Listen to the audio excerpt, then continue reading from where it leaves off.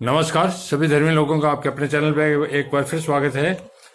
आज मैं आपको देवताओं की पूजा का फल क्या होता है, अर्थात देवता की पूजा करना क्यों जरूरी है, उस पर चर्चा करेंगे। अब मैं देव पूजा से प्राप्त होने वाले विशेष फलों का वर्णन करता हूं। तुम लोग श्रद्धापूर्वक सुनो।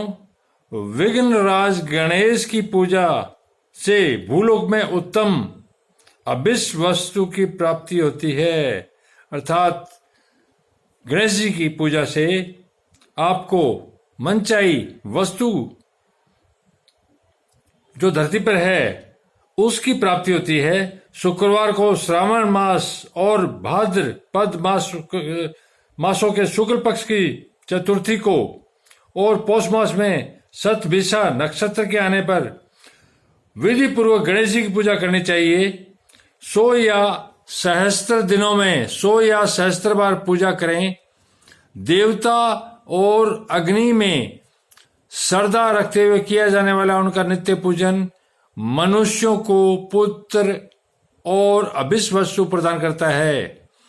वह समस्त पापों का शमन तथा भिन्न भिन्न दुष्कर्मों का विनाश करने वाला है। विभिन्न वारों में की हुई शिव आदि की पूजा को आत्म शुद्धि प्रदान करने वाली समझना चाहिए।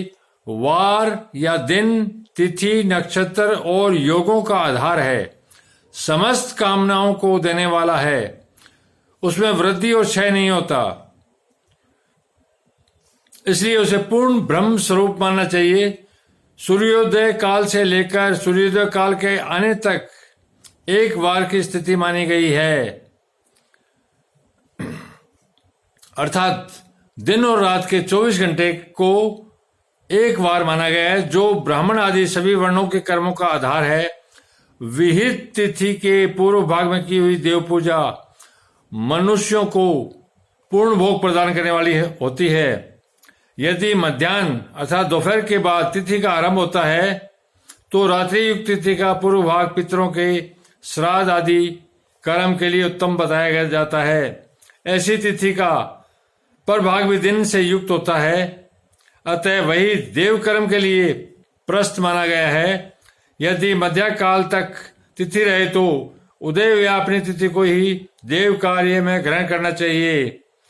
इसी तरह शुभ तिथि एवं नक्षत्र आदि ही देव कार्य में ग्राह्य होते हैं। वार आदि का भली भांति विचार करके पूजा और जप आदि करने से मनुष्य की सारी मनोकामनाएं पूरी होती है और इसी तरह से पूजा भी करनी चाहिए। वेदों में पूजा शब्द के अर्थ की इस प्रकार योजना की गई है। पूजा यते अनेन इति पूजा, यह पूजा शब्द की व्युत्पत्ति है। पू का अर्थ है भोग और फल की सिद्धि। वह जिस कर्म से संपन्न होती है उसका नाम पूजा है। मनोवांछित अर्थात जो आपकी इच्छित वस्तु है, जो आप चाहते हो, आपका मन चाहता है, मनोवांछित वस्तु तथा ज्ञान, ये ही अभिष्ट वस्तुएं हैं। अर्थात पूजा जब आदमी करता है तो उसकी जो मनोवांछित या तो अपनी इच्छा की पूर्ति के लिए करता है, किसी वस्तु इत्यादि को प्राप्त, जो मन में इच्छा हो उसको प्राप्त करने के लिए, या फिर ज्ञान प्राप्ति के लिए, यही अभिष्ट वस्तुएं हैं। सकाम भाव वाले को अभिष्ट भोग और अपेक्षित होता है और निष्काम भाव वाले को अर्थ पारमार्थिक ज्ञान, ये दोनों ही पूजा शब्द के अर्थ हैं। इनकी योजना करने से पूजा शब्द की सार्थकता है। इस प्रकार लोक और वेद में पूजा शब्द का अर्थ विख्यात है। नित्य और नैमित्तिक कर्म में कालांतर फल देते हैं, किंतु काम्य कर्म का यदि भली भांति अनुष्ठान किया हुआ हो तो वह तत्काल फलद होता है। अर्थात जो भी पूजा पाठ में नैमित्तिक कर्म है, अर्थात